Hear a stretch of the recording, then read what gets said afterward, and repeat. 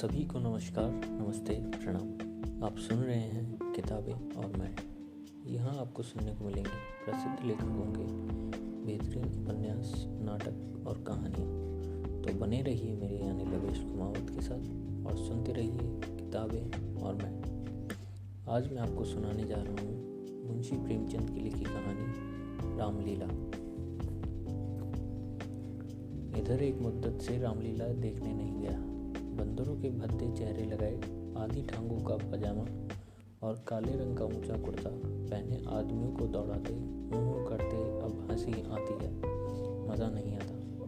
काशी की लीला जगत विख्यात है, सुना है, लोग दूर दूर से देखने आते हैं। मैं बड़े शौक से गया, पर मुझे वहाँ की लीला और किसी वज्र देहात की लीला में कोई अंतर न दिखाई दिया। हाँ, रामनगर की लीला में कुछ साज सम्मान अच्छे। राक्षसों और बंदरों के चेहरे पीतल के हैं, गदाएं भी पीतल की हैं, कदाचित हैं। वनवासी भ्राताओं के मुकुट सच्चे काम के हों, लेकिन साज सम्मान के सिवा वहाँ भी वही हो के सिवा और कुछ नहीं।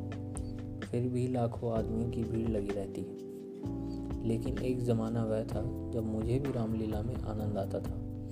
आनंद तो बहुत हल्का सा शब्द है, वह आनंद से कम न था। संयोगवश उन दिनों मेरे घर से बहुत थोड़ी दूर पर रामलीला का मैदान था, और जिस घर में लीला पात्रों का रंग स्वरूप भरा जाता था वह तो मेरे आंगन से बिल्कुल मिला हुआ था। 2 बजे दिन के पात्रों की सजावट होने लगती थी। मैं दोपहर ही से वहाँ जा बैठता और जिस उत्साह से दौड़ दौड़ कर छोटे मोटे काम करता, उस उत्साह से तो आज अपनी पेंशन लेने भी नहीं जाता। एक कोठरी में राजकुमारों का श्रृंगार होता था। उनकी देह में राम रच पीसकर पोती जाती, मुंह पर पाउडर लगाया जाता और पाउडर के ऊपर लाल, हरे, नीले और बंदूकियां लगाई जाती। सारा माथा, भौहें, गाल, ठोड़ी बंदूकियों से रच उठती थी। एक ही आदमी इस काम में कुशल था। वही बारी बारी से तीनों पात्रों का श्रृंगार करता था। रंग की प्यालियों में पानी लाना, राम रच पीसना, पंखा जलना मेरा काम था। अब इन तैयारियों के बाद विमान निकलता तो उस पर रामचंद्र जी के पीछे बैठकर मुझे जो उल्लास, जो गर्व, जो रोमांच होता था, वह अब लाट साहब के दरबार में कुर्सी पर बैठकर भी नहीं होता। एक बार जब होम मेंबर साहब ने व्यवस्थापक सभा में मेरे एक प्रस्ताव का अनुमोदन किया था, उस वक्त मुझे कुछ उसी तरह का उल्लास, गर्व और रोमांच हुआ था। हाँ, एक बार जब मेरा ज्येष्ठ पुत्र नायब तहसीलदार में नामजद हुआ, तब भी ऐसी तरंगे मन में उठी थी। पर इनमें और उस बाल विलता में बड़ा अंतर है। तब ऐसा मालूम होता था कि मैं स्वर्ग में बैठा हूँ। निषाद नौका लीला का दिन था। मैं 2-4 लड़कों के बहकाने में आकर गुल्ली डंडे खेलने लगा था। आज श्रृंगार देखने न गया। विमान भी निकला, पर मैंने खेलना न छोड़ा। मुझे अपना दांव लेना था। अपना दांव छोड़ने के लिए उससे कहीं बढ़कर आत्मत्याग की ज़रूरत थी, जितना मैं कर सकता था। अगर दांव देना होता तो मैं कब का भाग खड़ा होता। लेकिन पदाने में कुछ और ही बात है। खैर, दांव पूरा हुआ। अगर मैं चाहता तो धांधली करके 10-5 मिनट और पदा सकता था। इसकी काफ़ी गुंजाइश थी, लेकिन अब इसका मौका न था। मैं सीधे नाले की तरफ दौड़ा। विमान जल तट पर पहुंच चुका था। मैंने दूर से देखा, मल्लाह किश्ती लिए जा रहा है। दौड़ा, लेकिन आदमियों की भीड़ से दौड़ना कठिन था। आखिर मैं जब भीड़ हटाता, प्राणपण से आगे बढ़ता, घाट पर पहुंचा तो निषाद अपनी नौका खोल चुका था। रामचंद्र पर मेरी कितनी श्रद्धा थी। अपने पाठ की चिंता न करके उन्हें पढ़ा दिया करता था, जिसमें वह फेल न हो जाए। मुझसे उम्र में ज़्यादा होने पर भी वह नीची कक्षा में पढ़ते थे, लेकिन वहीं रामचंद्र नौका पर बैठे इस तरह मुंह फेरे चले जाते थे मानो मुझसे जान पहचान ही नहीं। नकल में भी वह असल की कुछ न कुछ बू आ ही जाती है। वक्तों पर जिनकी निगाह सदा ही तीखी रही, वह मुझे क्यों बारते। मैं विकल होकर उस बछड़े की भांति कूदने लगा जिसकी गर्दन पर पहली बार जुआ रखा गया हो। कभी लपक कर नाले की ओर जाता, कभी किसी सहायक की खोज में पीछे की तरफ दौड़ता, पर सबके सब अपनी धुन में मस्त थे। मेरी चीख पुकार किसी के कानों तक न पहुंची। तब से बड़ी बड़ी विपत्तियां झेली, पर उस समय जितना दुख हुआ उतना फिर कभी न हुआ। मैंने निश्चय किया था कि रामचंद्र से न कभी बोलूँगा, न कभी खाने की कोई चीज़ ही दूंगा। लेकिन ज्यों ही नाले के पार करके वह पुर की ओर लौटे, मैं दौड़कर विमान पर चढ़ गया और ऐसा खुश हुआ मानो कोई बात ही नहीं हुई हो। रामलीला समाप्त हो गई थी, राजगद्दी होने वाली थी, पर न जाने क्यों देर हो रही थी। शायद चंदा कम वसूल हुआ था। रामचंद्र की इन दिनों कोई बात भी न पूछता था, न घर ही जाने की छुट्टी मिलती थी, न भोजन का ही प्रबंध होता था। चौधरी साहब के यहाँ से एक सीधा कोई 3 बजे दिन को मिलता था। बाकी सारे दिन कोई पानी को भी नहीं पूछता। लेकिन मेरी श्रद्धा अभी तक ज्यों की त्यों थी। मेरी दृष्टि में वह अब भी रामचंद्र ही थे। घर पर मुझे खाने की कोई चीज़ मिलती, वह लेकर रामचंद्र को दे आता। उन्हें खिलाने में मुझे जितना आनंद मिलता था, उतना आप खा जाने पर कभी न मिला। कोई मिठाई या फल पाते ही मैं बेतहाशा चौपाल की ओर दौड़ता। अगर रामचंद्र वहाँ न मिलते तो उन्हें चारों ओर तलाश करता, और जब तक वह चीज़ उन्हें न खिला देता मुझे चैन न आता था। खैर, राजगद्दी का दिन आया। रामलीला के मैदान में एक बड़ा सा शामियाना ताना गया। उनकी खूब सजावट की गई। वैश्याओं के दल भी आ पहुँचे। शाम को रामचंद्र की सवारी निकली और प्रत्येक द्वार पर उनकी आरती उतारी गई। श्रद्धा अनुसार किसी ने रुपए दिए, किसी ने पैसे। मेरे पिता पुलिस के आदमी थे, उन्होंने बिना कुछ दिए ही आरती उतारी। उस वक्त मुझे जितनी लज्जा आई उसे बयान नहीं कर सकता। मेरे पास उस वक्त संयोग से 1 रुपया था। मेरे मामा जी दशहरे से पहले आए थे और मुझे 1 रुपया दे गए थे। उस रुपये को मैंने रख छोड़ा था। दशहरे के दिन भी उसे खर्च न कर सका। मैंने तुरंत वह रुपया लाकर आरती की थाली में डाल दिया। पिताजी मेरी और कुपित नेत्रों से देखकर रह गए।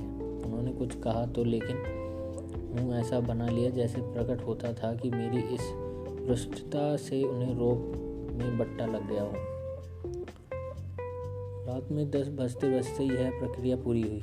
आरती की थाली रुपयों और पैसों से भरी हुई थी। ठीक तो नहीं कह सकता, मगर अब ऐसा अनुमान होता है कि 400-500 रुपये से कम न थे। चौधरी साहब इनमें कुछ ज़्यादा ही खर्च कर चुके थे।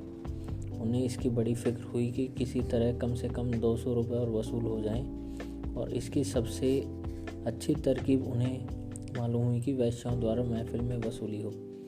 जब लोग आकर बैठ जाएं और महफिल का रंग जम जाए तो आबादी जान रसिक जनों की कलाइयाँ पकड़ पकड़ कर ऐसे हाव भाव दिखाएं कि लोग शर्माते शर्माते भी कुछ न कुछ दे ही माने। आबादी जन और चौधरी साहब में सलाह होने लगी। मैं संयोग से उन दोनों प्राणियों की बातें सुन रहा था। चौधरी साहब ने समझा होगा यह लौंडा क्या मतलब समझेगा, पर यहाँ ईश्वर की दया से अक्ल के पुतले थे। सारी दास्तान समझ में आती थी। चौधरी, सुनो आबादी जन, यह तुम्हारी जाति है।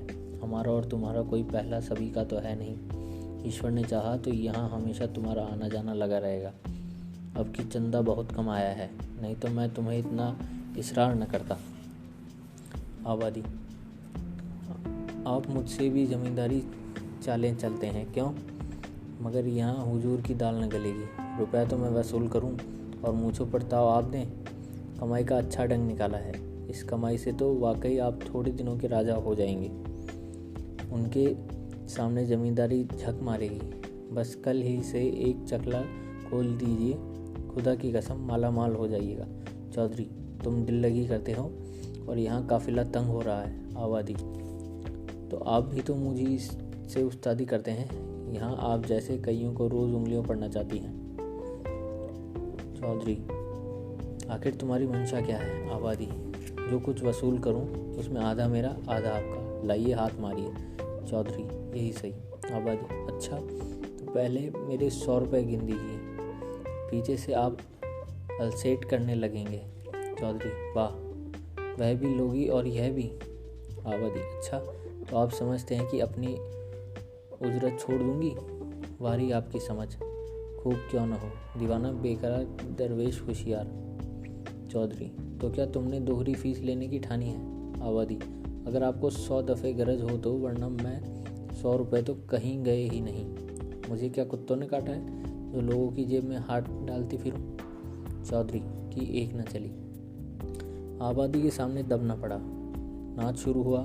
आबादी जान बला की शौक औरत थी। एक तो कमसिन, उस पर हसीन, और उसकी अदाएं तो इस गजब की थी कि मेरी तबीयत भी मस्त हुई जाती थी। आदमियों में पहचानने का गुण भी उसमें कुछ कम न था।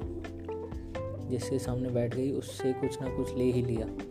5 रुपए से कम तो शायद ही किसी ने दिए हों। पिताजी के सामने भी वह बैठी। मैं मारे शर्म के गड़ गया। जब उसने कलाई पकड़ी तब तो मैं सहम उठा। मुझे यकीन था कि पिताजी उसका हाथ झटक देंगे और शायद दुत्कार भी दें, किंतु यह क्या हो रहा है ईश्वर? मेरी आंखें धोखा तो नहीं खा रही? पिताजी मूंछों में हंस रहे हैं। ऐसी मृदु हंसी उनके चेहरे पर मैंने कभी नहीं देखी थी। उनकी आंखों में अनुराग टपका पड़ता था। उनका एक एक रोम पुलकित हो रहा था, मगर ईश्वर ने मेरी लाज रख ली। वह देखा, उन्होंने धीरे से आबादी के कोमल हाथों अपनी कलाई छुड़ा ली। अरे यह क्या हुआ? आबादी तो उनके गले के में बाहें डाल देती है। अब पिता उसे जरूर पीटेंगे। चुड़ैल को जरा भी शर्म नहीं। एक महाशय ने मुस्कुरा कर कहा, यहाँ तुम्हारी दाल न गलेगी आबादी जान, और दरवाज़ा देखो। बात तो इन महाशय ने मेरे मन की कही और बहुत ही उचित कही, लेकिन न जाने क्यों पिताजी ने उसकी और कुपित नेत्रों से देखा और मूंछों पर ताव दिया। मुंह से तो वह कुछ न बोले, पर उनके मुंह से आकृति चिल्लाकर सरोष शब्दों में कह रही थी, तू बनिया, मुझे समझता क्या है? यहाँ ऐसे अवसर पर जान तक निसार करने को तैयार हैं। रुपये की हकीकत ही क्या? तेरा जी चाहे आजमा ले, तुझसे दूनी रकम न दे डालूं तो मुंह न दिखाऊं। महान आश्चर्य, घोर अनर्थ। अरे ज़मीन तू फट क्यों नहीं जाती? आकाश तू फट क्यों नहीं पड़ता? अरे मुझे मौत क्यों नहीं आ जाती? पिताजी जेब में हाथ डाल रहे हैं। वह कोई चीज़ निकाली और सेठ जी को दिखाकर आबादी जान को दे डाली। यह तो अशर्फी है। चारों ओर तालियां बजने लगी। सेठ ही उल्लू बन गए। पिताजी ने मुंह की खाई। इसका निश्चय ही नहीं कर सकता। मैंने केवल इतना देखा कि पिताजी ने एक अशर्फी निकालकर आबादी जान को दी। उनकी आंखों में इस समय इतना गर्व युक्त उल्लास था मानो उनके हातिम की कब्र पर लात मारी हो। यही पिताजी हैं जिन्होंने मुझे आरती में 1 रुपया डालते देखकर मुझे और इस तरह देखा था मानो मुझे फाड़ ही देंगे। मेरे उस परमोचित व्यवहार से उनके रौब में फर्क आता था, पर इस समय इस घृणित, कुत्सित और निंदित व्यापार पर गर्व और आनंद से फूले न समाते थे। आबादी जान ने एक मनोहर मुस्कान के साथ पिताजी को सलाम किया और आगे बढ़ी, मगर मुझसे वह वहाँ न बैठा गया। मारे शर्म मेरा मस्तक झुका जाता था। अगर मेरी आँखों देखी बात न होती तो मुझे इस पर कभी एतबार न होता। मैं बाहर जो कुछ देखता सुनता था उसकी रिपोर्ट अम्मा से ज़रूर करता था, पर इस मामले को मैंने उनसे छिपा रखा। मैं जानता था उन्हें यह बात सुनकर बड़ा दुख होगा। रात भर गाना होता रहा। तबले की धमक मेरे कानों में आ रही थी। जी चाहता था चलकर देखूं, पर सहसा न होता था। मैं किसी को मुंह कैसे दिखाऊंगा? कहीं किसी ने पिताजी का जिक्र छेड़ दिया तो मैं क्या कहूँगा? प्रातःकाल रामचंद्र की विदाई होने वाली थी। मैं चारपाई से उठते ही आंखें मलता हुआ चौपाल की ओर भागा। डर रहा था कहीं रामचंद्र चले गए न गए हों। पहुंचा तो देखा तवायफों की सवारियां जाने को तैयार हैं।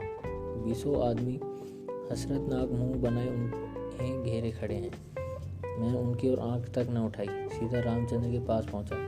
लक्ष्मण और सीता बैठे रो रहे थे और रामचंद्र खरे कांधे पर लुटिया डोरे डाले समझा रहे थे। मेरे सिवा वहाँ और कोई न था। मैंने कुंठित स्वर में रामचंद्र से पूछा, क्या तुम्हारी विदाई हो गई? रामचंद्र, हाँ हो गई। हमारी विदाई ही क्या, चौधरी साहब ने कह दिया, जाओ चले जाते हैं। क्या रुपये और कपड़े नहीं मिले? अभी नहीं मिले। चौधरी साहब कहते हैं इस वक्त बचत में रुपये नहीं हैं, फिर आकर ले जाना। कुछ नहीं मिला? 1 पैसा भी नहीं। कहते हैं कुछ बचत नहीं हुई। मैंने सोचा था कुछ रुपए मिल जाएं तो पढ़ने की किताबें लूँगा, सो कुछ न मिला। टाका खर्च भी नहीं दिया। कहते हैं कौन दूर है, पैदल चले जाओ। मुझे ऐसा क्रोध आया कि चलकर चौधरी के खूब आड़े हाथे लूँ। पैसों के लिए रुपए, सवारियाँ, सब कुछ। और बेचारे रामचंद्र और उनके साथियों के लिए कुछ भी नहीं। जिन लोगों ने रात को आबादी जान पर 10-10, 20-20 रुपए न्यौछावर किए थे, उनके पास क्या उनके लिए 2-2, 4-4 आने पैसे भी नहीं। पिताजी ने तो आबादी जान को एक अशर्फी दी थी, देखूं इनके नाम पर क्या देते हैं। मैं दौड़ा हुआ पिताजी के पास गया। वह कहीं तफ्तीश पर जाने को तैयार खड़े थे। मुझे देखकर बोले, कहाँ घूम रहे हो? पढ़ने के वक्त तुम्हें घूमने की सुस्ती है? मैंने कहा, गया था चौपाल। रामचंद्र विदा हो रहे थे। उन्हें चौधरी साहब ने कुछ नहीं दिया। तो तुम्हें इसकी क्या फिक्र पड़ी है? वह जाएंगे कैसे? पास राह खर्च भी तो नहीं है।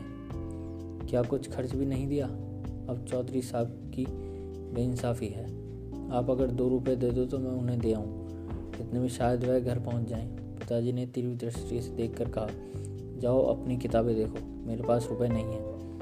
यह कहकर वह घोड़े पर सवार हो गए। उस दिन से पिताजी पर से मेरी श्रद्धा उठ गई। मैंने फिर कभी उनकी डांट डपट की परवाह नहीं की। मेरा दिल कहता, आपको मुझको उपदेश देने का कोई अधिकार नहीं है। मुझे उनकी सूरत से चिढ़ हो गई। वह जो कहते मैं ठीक उसका उल्टा करता। यद्यपि इससे मेरी हानि हुई, लेकिन मेरा अंतःकरण उस समय विप्लवकारी विचारों से भरा हुआ था। मेरे पास 2 आने पैसे पड़े थे। मैंने पैसे उठा लिए और जाकर शर्माते शर्माते रामचंद्र को दे दिए। उन पैसों को देखकर रामचंद्र को जितना हर्ष हुआ, वह मेरे लिए अशातीत था। टूट पड़े मानो प्यासे को पानी मिल गया। वहीं 2 आने पैसे लेकर तीनों मूर्तियां विदा हुई। केवल मैं ही उनके साथ कस्बे से बाहर तक पहुंचाने आया। उन्हें विदा करके लौटा तो मेरी आंखें सजल थी, पर हृदय आनंद से उमड़ा हुआ था। तो ये थी आज की कहानी रामलीला। आशा करता हूँ आपको ये कहानी अच्छी लगी होगी। तो ऐसा ही और कहानियों के लिए सुनते रहिए किताबें और मैं। यहाँ आपको मिलेंगी प्रसिद्ध लेखकों के बेहतरीन उपन्यास, नाटक और कहानियाँ। तब तक के लिए धन्यवाद।